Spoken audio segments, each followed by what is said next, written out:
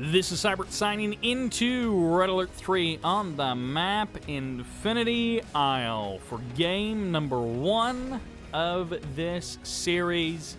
On the left side as the Orange Soviets give it up for Chris. And on the right side as the Cyan Empire give it up for XYHC. Alright, these are a little bit old, these replays. These were sent to me from the H2O tournament. The clan H2O had their own little private tournament, 1v1, and some team games as well. They sent me some replays, and I haven't gotten to them yet until now. So it's been quite some time. XYHC is a video creator. Well, he's, streams as well, and he does a handful of various things that are really fun and interesting to watch. You should check out his YouTube channel, and good place to learn some Empire strats, but also watch his unit guides and learn all sorts of fascinating stuff about weirdo Red Alert 3 quirks and interests that you didn't know exist. Wow, this is the ultimate wall-off here coming up for Chris. So Chris, possibly best known for his 1.02 plus, his, he was working on Kane's Wrath. No, his 1.12 point whatever community patch that he and the other guys have been working on. So he's been a big part of that team. A little bit late on the collector armor there, but I guess it's the thought that counts.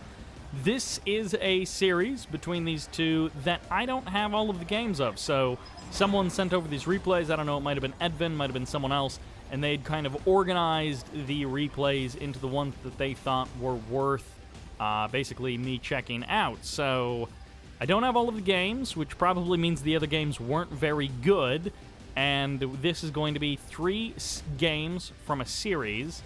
And how long was the actual series? Who knows? But we have 3 games to check out between these two. And I assume that these are just the best of that series.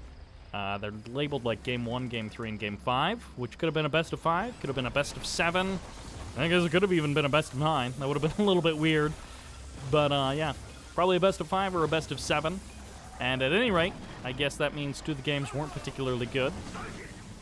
Not javelin soldiers, but rather conscripts, getting some nice damage against these Tengus. Tengus close the distance and snipe that terror drone. Combat bunker. Someone is always asking for the combat bunker in the comments, so there you go, combat bunker guy. And it's going to be all-out aggression pretty much from Chris. So he dropped in those conscripts, had the terror drone on the low ground as well, and then he rushes in here, gets a kill on that Empire Harvester, and no quick restart from XYHC. So he's focused on his own Harvester harassment, and he's going to be potentially losing these 2 Tengus if he doesn't just snipe down that conscript. Now the hammer tank is out. It almost doesn't even matter at this point, and the terror drones are going to go down. They're going to be eliminated. Airfield getting deployed here on the low ground, and Chris sends that Harvester way off into nowhere for just a moment before turning it back around.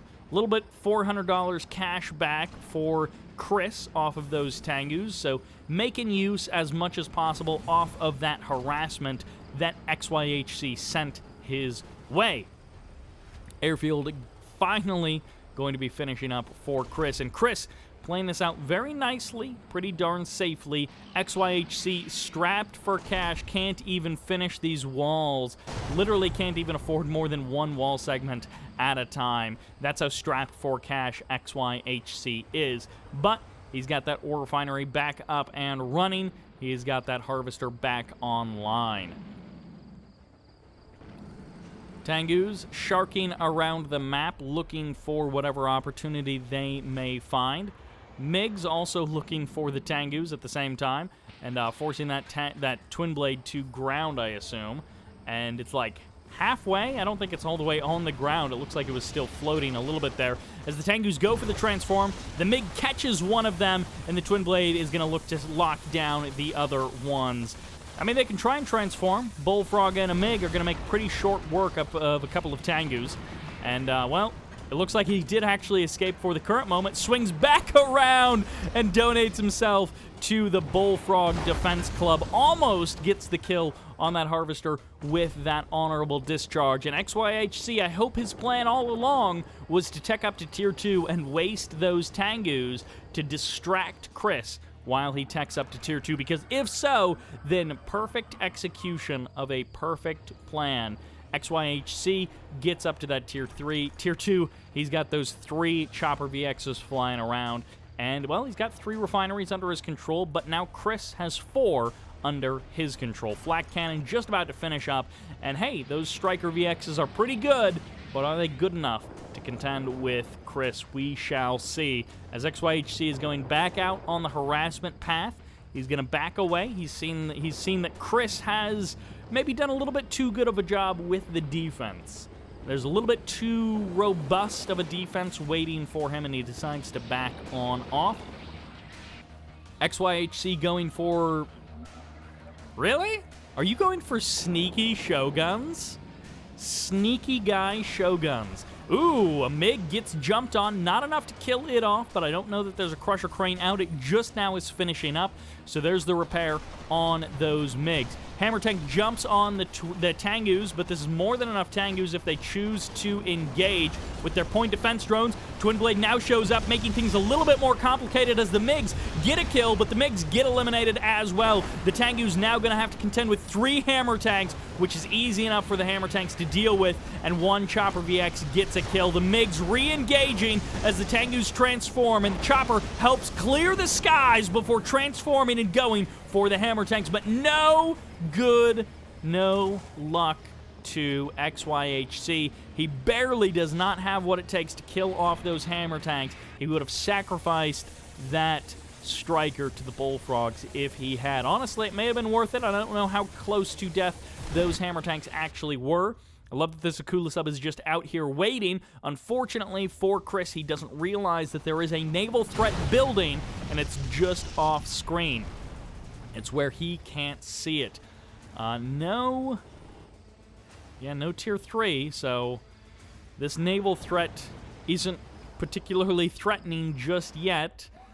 Chris has a decent setup to ward off just a couple of Yari mini-subs, but the Yari mini-subs could dodge in, get the kill on the Harvester. It won't necessarily be cost-efficient, but the delay in mining and the splash damage might be enough to be worth it. Super Reactor getting deployed for Chris. Going to be building up that Super Reactor, and eventually, I assume, going for Dreadnoughts. Low power mode for Chris. Bit of a miscalculation as far as how much stuff he's really got going on. MiGs nearly catching those Strikers, and the Strikers fighting back, but no kills on either side. Just a careful dance by both players. Aha! Nanotech mainframe finally coming up. Very slow, very late, but the foundation of a wall swag beginning here for XYHC. Chris, happy to take that observation post. As I learned in a recent comment section, someone pointed out that XYHC actually pointed out that the observation post in the 1.12 patch of Red Alert 3, the observation post got like a huge health increase. And observation posts are actually pretty tanky, so I guess they were trying to make them have a little bit more utility, and that was the way that they did it. Harvester going to get targeted down here. Yari mini-subs are here, and it might be just a case of sacrificing themselves to get the splash damage, although they are chewing through that Harvester pretty darn quickly. The Akula sub way too far away to try and respond. The Stingray is going to try and get the overcharge. Does nice half health to two of those Yari mini-subs. And the other one, I think, is just going to go for the suicide. Yep, trades 1 for 1, but gets the splash on that refinery as well. And ooh, the reactor trying to body block for the refinery, but it's not enough. And XYHC gets up to that Tier 3. No Shogun battleships just yet, still Tier 1 on that naval yard. And Akirov splits off to the south side of the map as the Wave Force Artillery takes the first shot against that observation post. But look at that! Wave Force Artillery fires a full shot at it, does basically nothing. You're going to need way more than that to knock down the mighty observation post. The king of all things, the observation post, King Oni, shows up just to defend his title, and he's like, yes, I admit the observation post is more powerful than me. I will back away, and I will let the Wave Force artillery do it. I mean, this is just absurd, the number of shots that it takes an artillery piece to knock down an observation post. At the same time, Bullfrog's trying to provide some kind of coverage for the Kirov as it gets sniped out of the sky and crashes onto the building. No real support from the MiGs, and the Striker is able to deal with that just fine. Natasha is out on the field, and the Dreadnought fires from afar. Once again, on Infinity Isle, if it comes down to the Dreadnought, this will be like the third time this year that I cast a Soviet versus Allies, or a Soviet versus something, and it came down to a Dreadnought. Chris has given up control of the land. He's happy to just hang out on the water, try and do what he can. Ooh, Tesla Trooper almost gets a shot off there, but doesn't actually do anything. King Oni Bull Rush might be the thing that breaks through this APOC tank. There's a grab of a Tengu, and the Wave Force artillery are going to try and target down the Dreadnought way out on the water there as the Bears cut forward, and the King Oni finally gets grabbed by that APOC tank. That is the target that he actually wanted. Bullfrog's rushing forward, just trying to distract this army, not really here to do anything. The Dreadnought takes out the Wave Force artillery, and that was a big chunk of the army for XYHC, was that Wave Force artillery, and now the Dreadnought is going to be here to try and pepper this army, take it down bit by bit, and it's really just up to Chris to try and slow this army down so that he can pull it apart, and hopefully this Dreadnought will finally hit something if it ever stands still long enough for the Dreadnought to land a shot. There goes the Harvester, and now these tank busters might actually get targeted down. The Dreadnought lands a couple of hits, a little bit of cash back there for Chris as he tries desperately to hold off this high-tech Empire army. No more Wave Force artillery heading to the front line, but it's going to be a fully heroic Dreadnought. They're out on the water, continuing to pepper this attacking force. XYHC making some slow progress, but progress nonetheless. Leaves the oil derrick, but also doesn't go down the hill. I think he needs to either go for the kill, or he needs to really rethink his entire army comp here, as that Dreadnought is causing a lot of problems for XYHC. He needs to deal with it, and he doesn't have any really good tools to take it down. The Wave Force artillery is not going to be really a match for a fully heroic Dreadnought out on the water. Fortunately for XYHC, Chris does not have a lot of twin blades. So defending around the periphery, defending these unexposed edges, or these exposed edges, I should say, is quite easy because XYHC literally doesn't have to defend against twin blades darting in and out. And yeah, go for it. Yeah, try and take on the Dreadnought. I mean, you're just going to have to run away. It can outrange you when it's fully heroic like this. And it's just up to Chris to take down everything that he can with this Dreadnought, firing just heroic missile after heroic missile.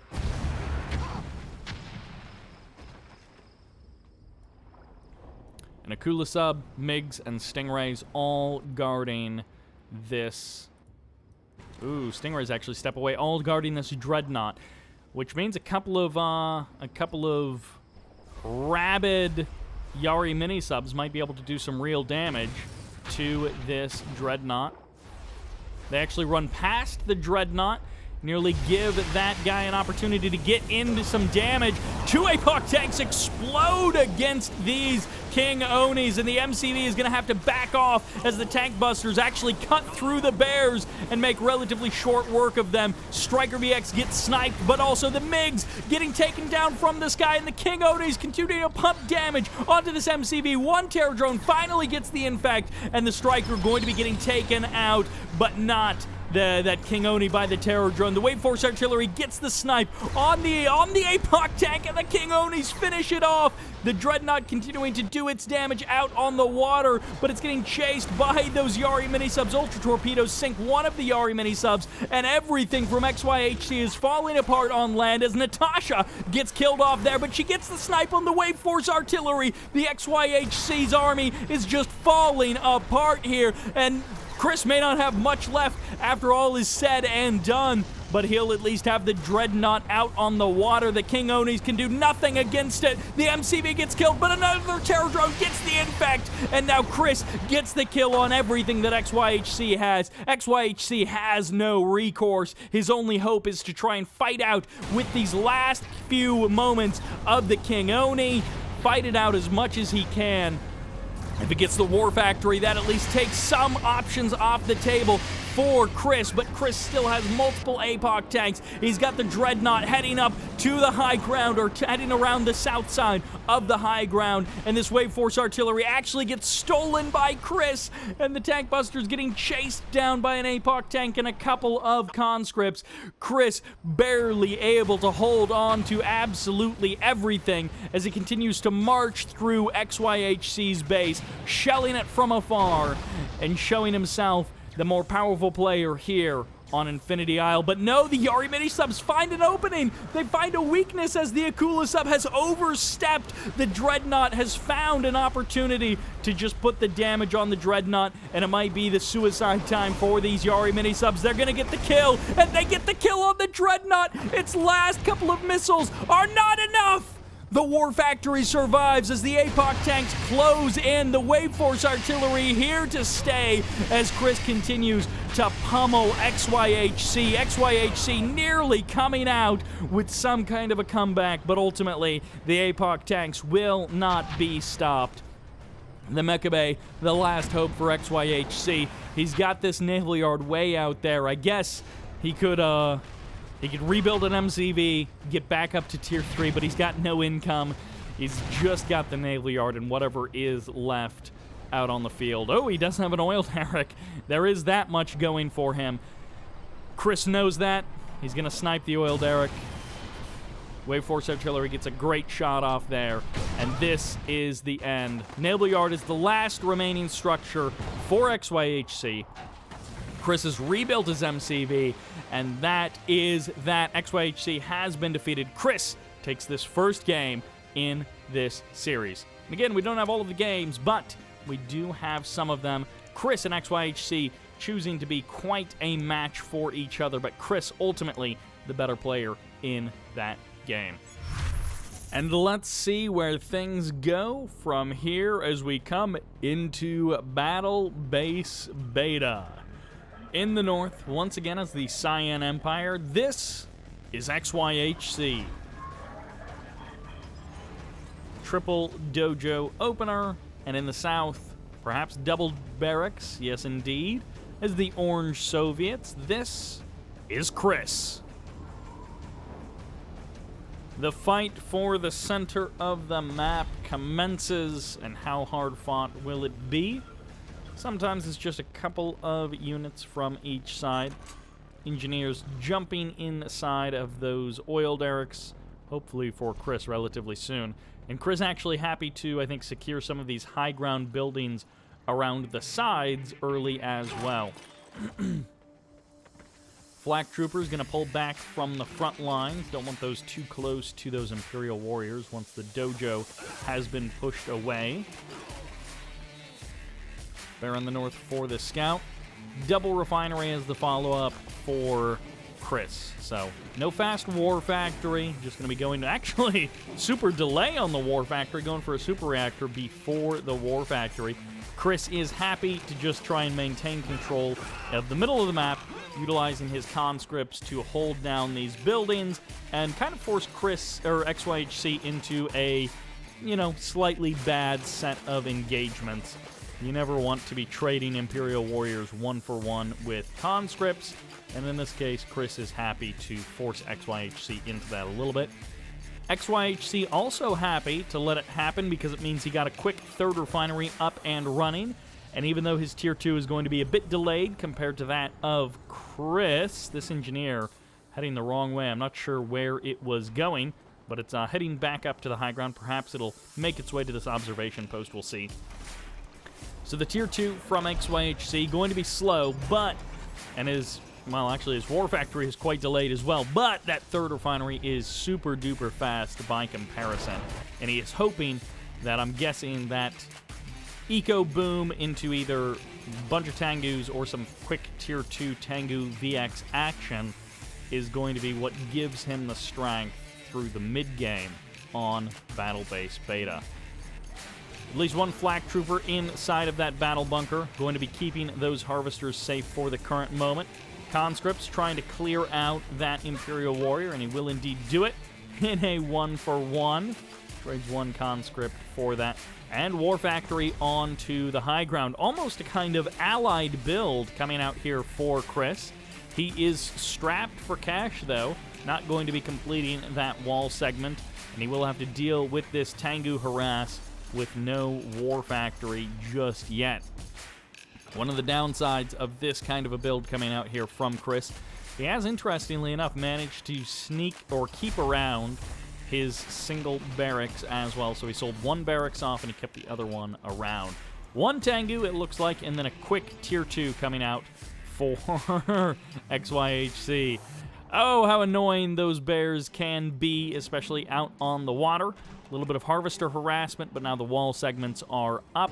And Chris, again, just a little bit strapped for cash because of that late third refinery. And he'll have to wait for the bear to be cleaned out before he can finally deploy this refinery and get his fourth ref up and running relatively quickly. So XYHC is going to be feeling good about his setup now, but, you know, up to this point, it's been a wee bit dicey. It turns out it worked out pretty well because Chris was also delaying a ton of stuff. So they basically both decided to delay a bunch of stuff, and the result is Chris's faster Tier 2 but slower War Factory came out roughly even with the slower War Factory and slower Tier 2 of XYHC. Terror Drone pushing in, but this attack doesn't necessarily have a lot of staying power. Tengu's going to try and get on top of that Terror Drone, and it's going to be up to the Terror Drone Micro, utilizing the stasis and the kill by the conscripts for Chris. But there's the crush. Bullet in the Dojo getting a bunch of damage and breaking this attack. This is really should just be more of a delay tactic for Chris. He should not be thinking of that as something that is really going to anchor his army for the next couple of minutes of this game. Striker is going to have to make its way out onto the water. Could start peppering down this MCV, causing some problems, or even targeting down one of the constructing buildings just for the fun of it. That's a Tesla coil, mate. That's a Tesla coil. He flies right into a bullfrog anyway. He's going to try and trade 1-for-1, but he doesn't trust himself to get the kill. He's not willing to spend the cash on the striker. A couple of bullfrogs coming down from the high ground, but it's the hammer tanks that are actually worrisome. XYHC is going to be a little bit trapped here if the bullfrogs choose to position themselves aggressively. And, well, this is actually the best situation for XYHC no longer, as there is the bullfrogs ready to get the kill. And that is sort of the only way that was going to end. And Chris didn't mess it up. He could have let that striker escape, and he did not. I hope Chris has got himself some toxins ready to go. For now, the center of the map held by XYHC quite confidently, and it's a fast tech up to Tier 3. Wave Force Artillery on the menu, and there's the toxins coming in, going to clear out the southern building, which is the one that Chris was really worried about. Oh, and that Wave Force Artillery going to be absorbing, well, actually taking a shot at that observation post, which we all know is futile because the observation post is the strongest thing in Red Alert 3. One Tengu goes down, and the Wave Force Steel on the hammer tank. There we go. He just needs to get himself a couple of rank ups, and he will be outranging real Wave Force Artillery in no time flat. Hammer tank going to be able to take down this building from afar if he so chooses.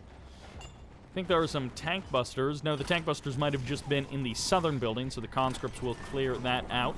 No more Wave Force for the current moment. It's all King Onis from XYHC. He gets one shot off, gets some good damage against one of the King Onis, and he needs as many shots as he can with the help of this Terror Drone to put the damage on these King Onis. He does not want to engage these guys directly when he's got 4 hammer tanks so low on health. Look at that. Half health for some of these hammer tanks, even lower than that for one of them, as they're now going to heal up on these neutral structures in the middle of the map. XYHC has almost done a really good job of setting himself up in this game, but it's just not quite coming out like he would want. And this is, it looks like, where his real win is going to come from. If he gets something on this map, this Shogun battleship almost certainly will be a critical part of that plan. Now, that War Factory on the northern side of... and a Wave Force Artillery gets sniped, and a double vet hammer tank gets so close to going heroic.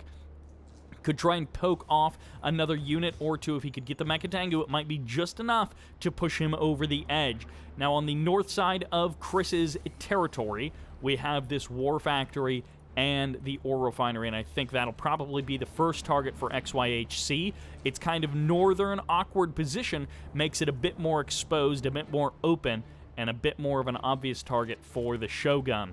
We'll see if that War Factory shutdown comes soon enough. There is already a bit of a ground army, but I think XYHC can deal with the ground army, presuming that there are no reinforcements. First V4 shot lands. Looks like 2 V4 shots, actually. Get a little bit of salt and pepper on that army. Natasha's going to clear out of that building, and 2 more V4 shots as the Wave Force Artillery can basically absorb 1 shot with its point defense drones, but then the other one, it needs to just take it against the hammer tank. Hammer tank going to be moving away. Strikers trying to push forward. No twin blades are here, but the Tengu going to absorb some of the shots from the bullfrogs as the striker goes for the kill on the V4. Wave Force hammer tank gets a kill on that Imperial Warrior as he disengages, and this is good for Chris because he wants to take as many shots as he can, but this is actually bad for Chris as his War Factory is probably the next target for this Shogun. He needs to deal with that Shogun, and a couple of twin blades might be the perfect thing, or Natasha heading off to the north side of that area. No, actually, Natasha gets called back. What are you doing, Chris? You got to deal with that Shogun. You got to send it home. The War Factory almost going down, and Natasha is going to be blasted out over top of the War Factory, and the War Factory will be destroyed as Natasha is in the air, and it is too late for Chris. What you see is what you get. He had better start rebuilding that War Factory ASAP, and he is not. Maybe into a naval yard? No, not a naval yard either. He is doing something else entirely. He's lost the high ground, and a Kirov is going to be perhaps his saving grace. But this is going to be pretty easy to avoid. Chris probably needs to pack an attack along with this. Otherwise, the Shogun might just tear him apart while his back is turned. Hero Wave Force hammer tank going to be getting some good shots off. No, not quite. The King Oni scare it away. This Kirov just trying to waste time for this Empire army. He wants desperately to waste the Empire army's time, but at the same time, that Shogun battleship getting more and more shots. Wave Force hammer tank still exists. Point defense drones make it so much less effective against this Empire army.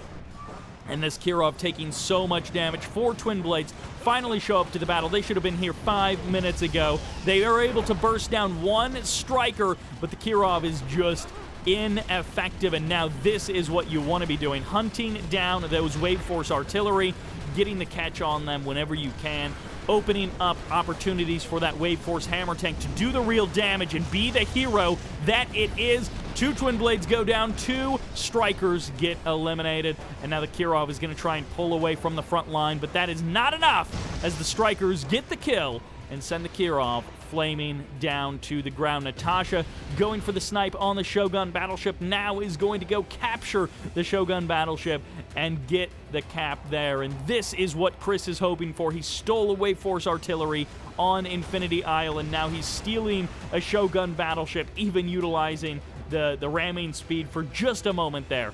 In one fell swoop, just about, he has turned the game around and caused even more problems for XYHC, who was almost in a fantastic position of where XYHC would have had the defensive card to play. He could have just sat back and let Chris attack into him, but instead, the Wave Force Artillery, one of them gets sniped, and the Shogun battleship gets stolen away from him by Natasha. A legitimately good use of Natasha in this match. Chris, he's bought himself so much time. He's got his Iron Curtain out, ready to go. His War Factory is now in an even better position. It's a little bit more insulated from those Shogun attacks, and that's not even a second Shogun battleship. There was a Yari mini-sub, but a second Shogun battleship is rounding the horn on the north side of the map. Hero Hammer Tank once again escapes. Chris, he has almost every single card now in his favor. He's even going to break down that building just so it doesn't cause him any pathing problems. And yeah, go for the Shogun battleship, man. You got twin blades to contend with, so actually no, Chris has only built 2 twin blades. That might be a bit of a mistake. 4 or 5 twin blades, much healthier number, much more friendly number, especially when you're trying to snipe something with like a Shogun battleship. You can run in, you can get a couple of shots off, fire off the rockets, and then even if there are sky wings, even if there are sea wings rather, you can just pull back away with the twin blades as the sea wings surface. It's a pretty good move, pretty good strat. And there is that Shogun battleship completely hidden by part of the map in the spot that it's in. I'm not sure how much damage it can actually do down there, but it can try. It can try for sure. Out to the water goes this Kirov. It's going to sink a Tier 3 naval yard if there are not a bunch of Tengus to head over there. There are actually a good number of Tengus. They might be able to get the kill, but instead they're going to go for the Shogun battleship.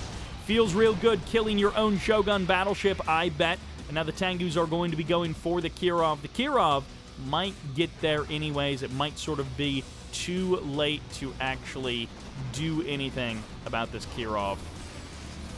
We shall see. Cashback being called in. Shogun battleship getting some free damage against the base of Chris. And now here is the Kirov. It almost did it. Is it going to be enough? It might barely get the kill. The Tier 3 naval yard survives, and XYHC's hope of staying alive in this game continues. It would definitely be worth it to send the twin blades over there, even if they end up getting taken out by the Tengus. You got to get the kill on that Tier 3 naval yard. You got to try and get the kill on that ore refinery as well. That would absolutely hamstring XYHC into playing the game Chris's way. Chris has the artillery advantage, and he just has to play this one out careful. Rushes forward with his V4s. They're going to get jumped on, but this might be a mistake. Let's see if the Tengus can survive. There's no bullfrogs to stop the strikers, so they get some free damage against this army of Chris. Suicidal Tengus, they get cleaned up, but they stop at the V4s. The artillery advantage evens out, let's say. A fully heroic Hammer Wave Force is actually better than the regular Wave Force artillery, but there are 3 of them there. Alright, Satellite's going to get called down on the refinery, and that's a good enough kill for Chris. He's going to be happy to eliminate that. Wouldn't even be bad to get the oil derrick on your way passing through as well.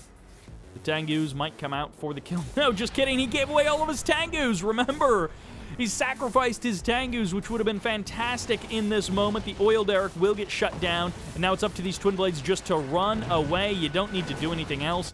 You just need to survive. You need to escape. Iron Curtain fires off. APOC tanks coming forward. Hero Wave Force, shoot me all you want. It doesn't matter. And if he gets cleaned up by the units inside of the Civ structure, that'll be a tough thing. Strikers take down all of the twin blades, but while you weren't looking, we ravaged your army on top of the barracks. Every single toxin going into that barracks, and easy peasy. The army of XYHC is falling to pieces. He's got some strikers out on the side of the map, which means if this comes to a base race, he does actually have a force that kills buildings pretty quickly. But I think Chris just has a little too much from this situation. I don't think Chris ever really got very many MiGs at all. And, well, this MCV is going to take a lot of damage. This MCV is actually probably just dead. There's literally nothing that Chris can do about it, perhaps. The Bullfrogs might be able to get the kill on a couple of these strikers, but not even a single striker. Chris going to be losing a lot of his production here. He's a bit lacking in the anti-air department. He loses every single bullfrog. And no, there's 2 bullfrogs up on the ramp, and they're going to get a couple of shots off here. They get almost every single striker, and they're looking for the last kill on that final striker, the last hope of XYHC, as the Kirov breaks his base apart. The Wave Force artillery trying to stand strong, but that will do it. Chris has done and dusted the entire army of XYHC. Only tank busters really stand between him and victory, and they are actually going to do some good damage to these APOC tanks. APOC tanks slow at dealing with tank busters, and there's enough of them that are far enough split apart with no support for these APOC tanks that they're going to be able to chase these guys out of town. I'm not sure what else is even literally under the control of XYHC here. He is reestablishing, oh my gosh, he actually snuck out a naval yard here. So he is going to have that going for him. He's not going to have an MCV, and he's not going to have a war factory, no matter where he deploys it, pretty much. Oh my gosh, Natasha getting jumped on by tank busters and killed by tank busters. Can you believe it? The Hero Wave Force artillery does survive. The Bears clear the grounds, and that war factory is going to get chased by the Kirov, a heroic Kirov. I hope you got tier 2 on that naval yard already, because you're going to need a lot of Sea Wings to clean up this guy. Wave Force artillery needs to just go ahead and clean up these tank busters. No MCV. Naval yard is your last hope.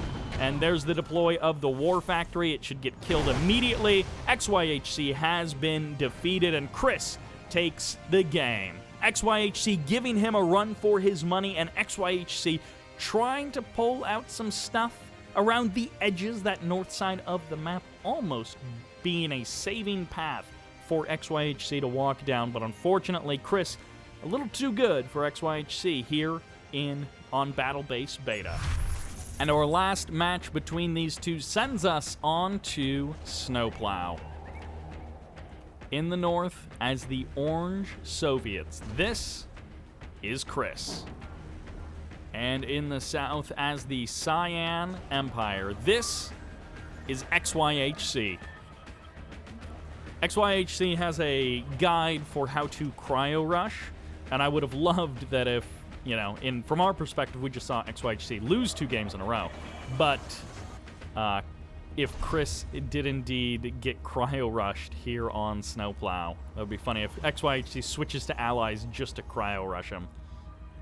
Dojo's splitting up around the map. Could be a fast third refinery from XYHC, but he's going to do it not like the fastest that you can possibly get. Although sometimes we see an Empire player try and take a sneaky water expansion, go way over here, and go for the expansion there right out of the gate, so that it's not the one that you would necessarily expect. You expect them to take the high ground, or maybe even the water, go for the center of the map play. But instead, you go for this water, I should say. But instead, you go for this water way out on the side, and then maybe no one ever finds it over the course of the game. A little bit of a secret hidden expansion. Imperial Warriors getting cleaned up, and oh my gosh, these conscripts may actually get cut down by these Imperial Warriors. No, barely! The bear does get them, which means I think the Imperial Warrior will... Oh, this conscript is maybe going to get the kill on this Dojo Corps. The Imperial Warrior closing the distance, and he gets the kill! The Dojo Corps may actually deploy. It's not a done deal yet, but XYHC may actually get both of the oil derricks and steal Chris's away from him. All right, Chris, double refinery, follows up with the war factory. Not too worried about anything. And nope, the Dojo is going to keep running across the map, so... He wants to deploy that thing. If he can deploy it, he can set it up, he can sell it off. And wow, okay, it's going to be Mecha Bay on the high ground. This, I mean, it's not the craziest thing, but it does leave your main base very exposed. You don't have a lot of options for defending it, and all of your reinforcements are going to be coming down this ramp, having to drive such a long distance to get to the battlefield. It's a bit of a drive to reinforce your main base location, and it looks like Chris is going to get this right side oil derrick. XYHC has already claimed the left side oil derrick. MCV packs up, heads to the high ground. There's the stasis on the burst drone. which always looks so funny when it's just down near the ground, just floating there. And there's the infect, which, you know, don't think about the physics of that too much. The terror drone infecting a burst drone that it is smaller than, that the burst drone is smaller than the terror drone. Somehow the terror drone fits inside of it. And also, the burst drone is kind of an infantry unit. Terror drone going to go ahead and clear out this Imperial Warrior, unless the Imperial Warrior is careful and gets the kill on that terror drone. But, you know, as long as the Imperial Warrior moves off of that spot, Chris is happy. He can deploy his refinery, although terror drone going to get locked down by these Tengus. There's the kill of the terror drone. The Tengu's going to be trying to escape on from there, and they are just going to... No! They almost get the block of the ore refinery. Almost, but not quite.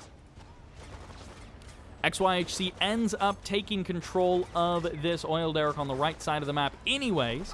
We had that hard-fought laugh over the dojo, and in the end, XYHC took control of it, and he even clears out the building, so he will be able to maintain control of that for just a little while longer.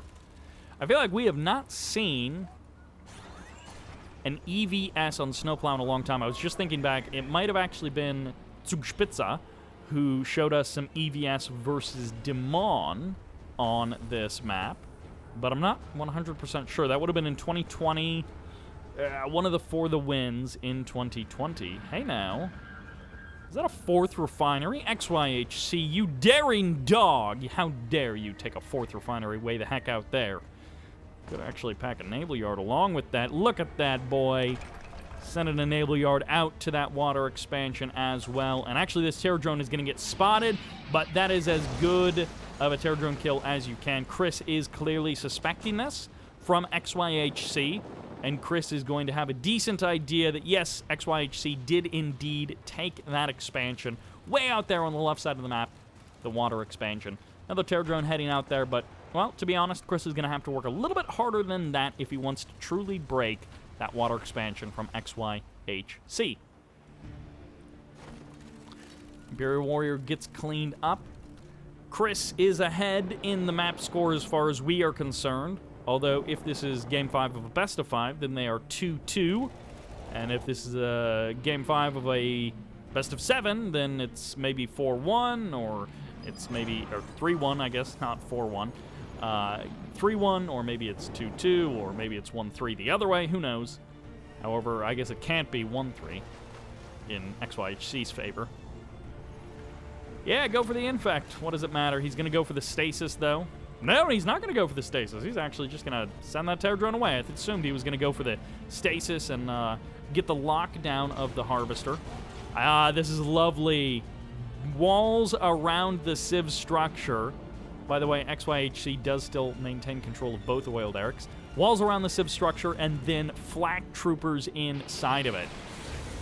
All right, this is a lot of firepower from XYHC. He's got the bigger army, but depending on how this engagement goes, it could go either way. 4 hammer tanks are going to get overwhelmed by the honorable discharge and the tank busters as the strikers jump on top of them, but there has to be a cycle. The Tengus have to deal with the bullfrogs and the strikers. Oh, the tank busters getting eliminated by the toxins is going to allow Chris to try and pull something out with this engagement. Tank busters still trying to engage against these hammer tanks, and the burst drones, or the strikers, come up for the burst once again. The Tengus trying to find the angle to go for the kill on those bullfrogs, but Chris is too good, too careful. That toxin doing so much to shut down this composition and shut down the army of XYHC. The strikers doing as much as they can on these reinforcements, buying as much time for XYHC as they can, but the toxins have just now expired. Those tank busters never stood a chance, and it's back to this sneaky naval yard out on the side of the map, trying to go for tier 3 while no one is looking. XYHC, he's trying to just do the same sort of thing over and over again. It hasn't worked thus far. Chris has been the better player, but this is the best setup, well, until this moment, that XYHC has had to try and pull this sort of thing off. If he had been able to maintain control of that army, which he nearly was able to, but Chris was just a little bit, the wall segment's causing a little bit of a slowdown there for that bull rush from the King Oni. But unfortunately for XYHC, Chris has just been handling this army a little bit too carefully, a little bit too well. He's just been doing too good of a job, darn it, for XYHC to really get anything of value for free. Chris is making XYHC work for every ounce, for every inch of this map. Refinery gets struck down, and another Shogun battleship enters the battlefield. War Factory, or Wave Force Hammer Tank, is coming up. One way or the other, we will get ourselves a Wave Force. No! The Hammer Tank that got the kill already had stolen a gun from a Tengu, so we don't get our hero Wave Force Hammer Tank. And it looks like it's going to be up to Chris to try and get some additional attacking powers on these Hammer Tanks. King Onis trying to take a couple of shots here. They are forcing this army back. And again, this might be XYHC's best chance at taking Chris down. I don't know that Chris has actually got an airfield up and running. He's actually going for Tier 3, it looks like, before the airfield. So the longer that XYHC is able to keep Chris busy, the better it is for XYHC. If he could get a second Shogun battleship, that would be fantastic. But he only believes in one at a time, so he is susceptible to terror drones just tearing him apart. The attack has started. The barrage has begun as this ore refinery is going to get chipped away at by that Wave Force artillery, round after round, shot after shot, and the longer that XYHC can keep Chris off of his front porch, the better. Looks like there is toxins coming down. Chris is going to drive straight into them. I think taking a little bit of chip damage on those hammer tanks there, and disengaging, pulling back just for the current moment as the ore refinery is about to go down. The barracks is here, so there is some build radius still maintained by Chris. Naval Yard now going to be getting established out on the water, and Chris decides to disengage. He's going to find a better solution, possibly one with his own V4s on the map, but this gives XYHC an opportunity to rebuild himself. He needs to get this refinery back up and running. Although, nope. Natasha does it once again. The barracks was not killed fast enough. The build radius has now been denied, and Chris is going to be going for the kill on that Shogun. Natasha gets the snipe from the high ground, and the Yari mini-sub is witness to it all. Well, if you had a second Shogun battleship, oh well. Refinery is back up and running. XYHC starting to rebuild his army. And I think at this point, I don't know, he just needs maybe a ton of King Onis or something. He has been unable to outmaneuver Chris in the majority of these engagements. He has been unable to outproduce Chris on the macro end, and that presents a bit of a problem for XYHC. Natasha is going to really cause some problems for XYHC. Terror drones are going to really cause some problems for XYHC, and he lost his Shogun battleship, sort of his ace in the hole. And I guess it does provide a bit of a problem for Chris, but, well, Chris already had 4 refineries, so he just went down to 3. He already had a pretty big ground army, so he just slowed down production a little bit. He already had his Tier 3 tech, so no delay there. I guess no Iron Curtain, so he's got that much going for him. Yari Minisub tries to engage this Dreadnought itself. That, of course, is never going to work. You can go for the suicide run, but the straight-up fight. Actually, I think right now it's inside of the minimum attack range, so there's that going for it. The Dreadnought, not accompanied by any Twin Blades or anything. Again, Chris, a little bit late on the Twin Blade transition. He actually has nothing at all anywhere on the map that could quickly come to the aid of that Dreadnought. He is just happy to let that Dreadnought essentially die, basically for free. Oh, he gets $500 cash back. He built a Stingray. Oh, Chris. A little too little and a little too late. Sonic Decimator is now out on the field. Wave Force Artillery are here. And XYHC is potentially even going for a 5th refinery. Yes, indeed. He wants to take himself a forward, in the middle of the map kind of refinery.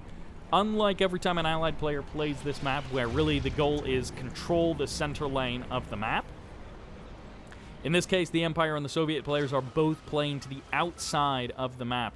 They do not want to go right for the middle and have a tussle between the two of them on the ground.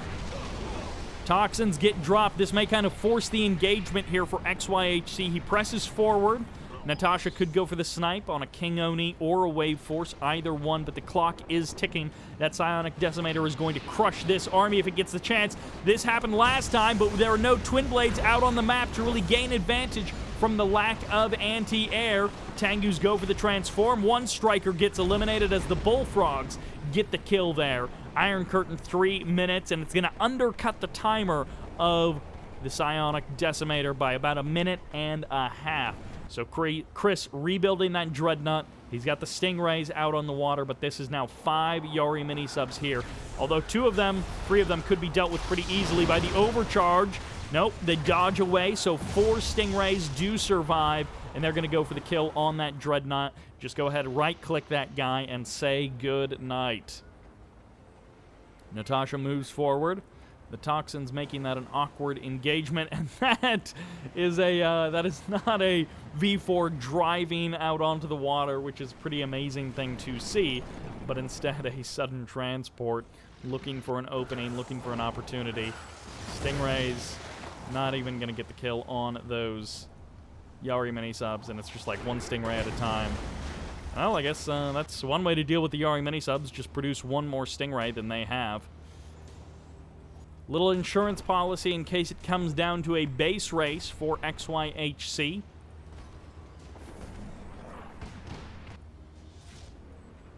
We'll try and keep our eyes on that sudden transport as it races around the map, perhaps with engineers. Chris, probably happy to just let this one play out until the Iron Curtain runs down, and then Chris is just going to try and go for it right up the front with his whole army Iron Curtained as much as possible and just go for the kill that way. XYHC very likely has a Eureka Omega inside of that sudden transport. We shall see if he actually got all the way there, but he's got a Tier 3 barracks, so that would be my guess.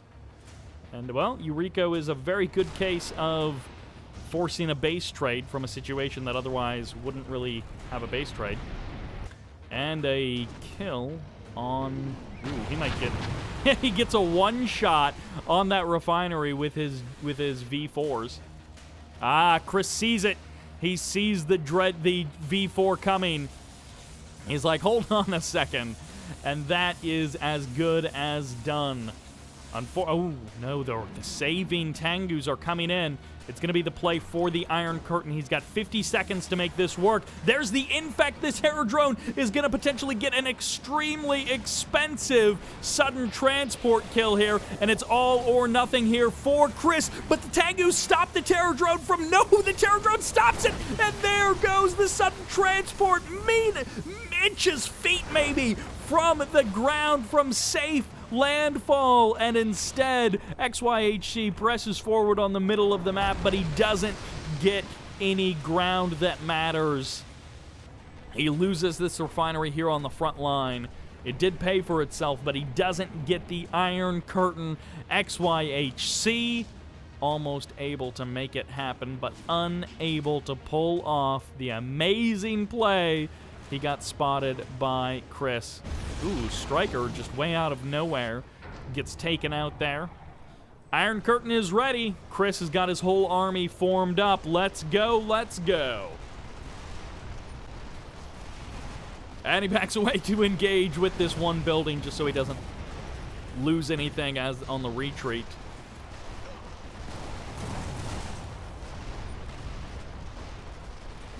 All right, this is a little bit of a split-up army, a little bit of a split-up tank force.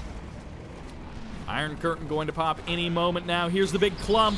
Tengu's trying to get on top of these tanks to cause some problems. Go for the V4s as well as the V4s land their shots. The bull rush coming in from the King Onis, and no good circles to draw with that Iron Curtain. Chris almost finding a perfect engagement here. Now is the moment for the Iron Curtain to turn this army around, but he wants to wait. It's too close. He doesn't think he can get to the psionic decimator in time, and now he's waited too long.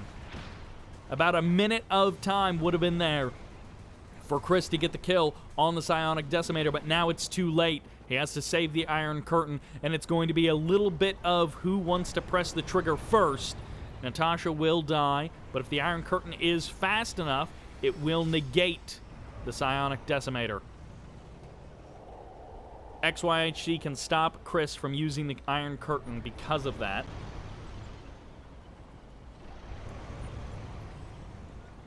But at the same time, Chris could Iron Curtain his army and then just rush on top of the Empire forces. Then the only good place to psionic decimate is... Oh, there it goes! Where's the Iron Curtain? It gets most of the APOC tanks, but the rest of the stuff is going to go down. There isn't a lot of anti-air. The Bullfrogs got eliminated. The V4s were out of range, but there is one Bullfrog still here. 5 Iron Curtained APOC tanks, and it's going to be satellites dropping down on this psionic decimator, and that is the goal for Chris. If he can kill the psionic decimator, then he can disengage, and that's actually going to be close to a wasted Iron Curtain. He mostly just used it for positioning, and now the army is going to press forward. Where is Yuriko? Natasha is here, but she's running for the hills. The psionic decimator survives. A quarter health. The V4s are running away as they're trying to get as many shots as they can. And the APOC tanks going down. The Tengu's falling to the Bullfrogs and the APOC tanks, but they take a couple of V4s with them. 2 minutes, 10 seconds on that Iron Curtain as APOC tank after APOC tank gets chipped away on the retreat. Tank busters and King Onis pressing forward. But it looks like V4s, no, a Dreadnought out on the water, almost getting the kill on that ore refinery, but still not managing to get it. A Dreadnought from the low ground, no, a Shogun battleship from the low ground getting the kill on the ore refinery. The Crusher Crane and the MCV are also here. Juicy targets for that Shogun battleship to actually do damage to. So, in the last moment, around the north side, finally, Eureka Omega makes her entrance. There's the low power mode. The Bullfrogs rush forward, and it might just be the Iron Curtain and bust. Natasha goes for the kill, but somehow she survives, and that will be it. Eureka Omega has served her purpose. The Iron Curtain gets restarted immediately. No, it's a super reactor. He lost every single piece of tech, pretty much. His Tier 3, his super reactor, his Iron Curtain. He's got a war factory that's basically a paperweight, and his MCV might be pushed away from this position. The Shogun battleship circling around the north side, but Natasha is going to go for the snipe. 3 minutes, 45 seconds on the clock as this Shogun battleship gets sniped, and Natasha might go for the controls and go for the kill. But there's the rebuild by XYHC. Eventually, his Yari mini-subs are going to try and even the score, but no, the Ultra Torpedoes are too good, and 2 Yari mini-subs go down. Chris, this game nearly falling out of his control, and now he's basically only got delays left as a tactic. Rebuilding the Crusher Crane, good move here as he is pretty much low on cash, I imagine very low on cash. Really only having... That looked so weird, it almost looked like that Yari mini-sub was flying. So low on cash is Chris. I imagine he, with only 3 refineries for much of the game, has been having some real problems with cash flow. Ramming speed, oh my gosh! That ramming speed hitbox is so gigantic against that Yari mini-sub. And, well, the ramming speed doesn't always work out.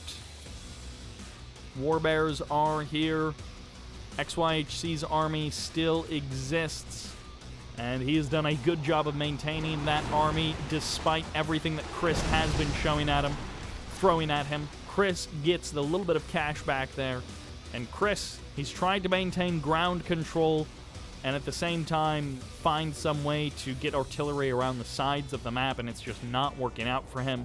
A big piece of the pie that is missing for Chris is twin blades. No airfield for pretty much the entirety of this game, no twin blades. So many things would have been much more easily dealt with by twin blades rather than pretty much anything else that Chris has out on the map. XYHC steps forward. Toxins. No, it's going to be satellites called in on this army. And there is the runaway. 2 satellites get called in. Empire Army disengages, pulls back, but it's less than a minute and a half on the psionic decimator, and that's where the entire army just gets exploded.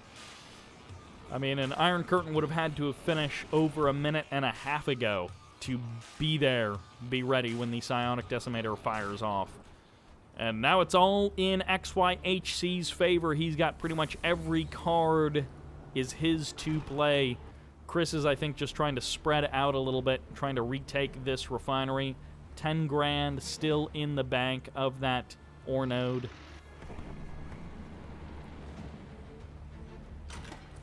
Just an Imperial warrior heading into that building to the north. And, yep. Oh, I thought Chris was just going to go for it because he's like, well, I got 40 seconds left before my army just gets deleted.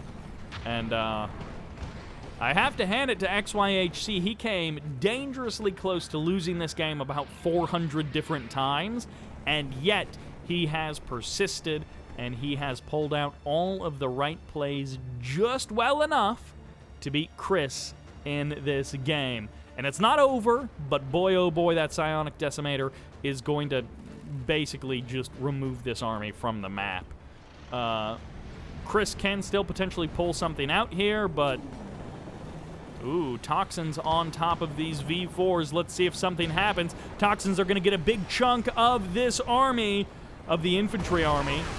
No, only like 3 tank busters. There's the split. Chris is happy to do the split because, you know, XYHC is happy to take the split from Chris because that's Chris's only option. Sonic Decimator going to try and push in here, but no, it's going to be the honorable discharge as this army just gets crushed by XYHC's forces onto the high ground like scared sheep up there. This striker is going to go down, but the King Onis have been able to whittle away this army, force the split by Chris, scared of that psionic decimator,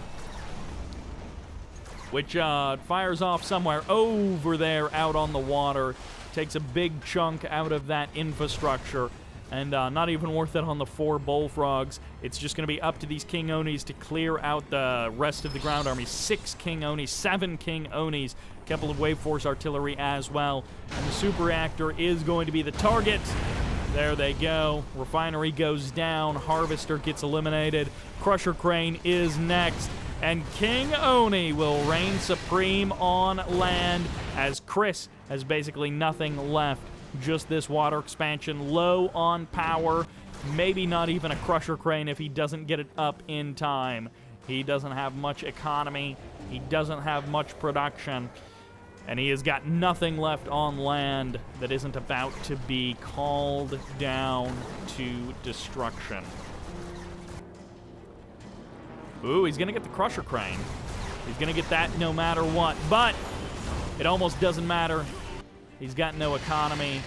Oh my gosh, he's crushing. Why is he building another reactor? Oh, he really wants to get this battle lab back online. I would have thought that a refinery would have been the first thing that he builds there, but no, he is going for the reactor. Now, of course, much of XYHC's army is pretty useless. A lot of bullfrogs are here, so Chris can wait this one out. XYHC, in the meantime, can take, you know, basically every land ore node. Maybe he doesn't go for these because they're depleted, but he could take both of these expansions that are on Chris's side of the map and just fuel everything into 2 or 3 naval yards. Even if he literally just went mass Yari mini-sub and just forgot about the strikers and the Tengus, or even tsunami tanks, just went mass Yari mini-sub, he could probably overwhelm Chris with sheer numbers. Naginata cruisers, or as we all really know them, Naginatanas. The cruiser where you strap a sword to the front of it and you just impale your enemies. The coolest cruiser. And that will do it. We don't get to see the final battle, but XYHC bringing the big guns and absolutely crushing it. Bringing the Rico plays, bringing the psionic decimator, just bringing the pain to Chris after getting kind of stomped by Chris in some other games. But they bring it back. 3 great games from these two guys. Even match, maybe not exactly, but pretty close to an even match overall. XYHC fighting hard to try and take Chris down. And that will do it for this game, but for this video and for this series. Thank you all very much for watching. I hope you enjoyed it. And this is Sybert signing out.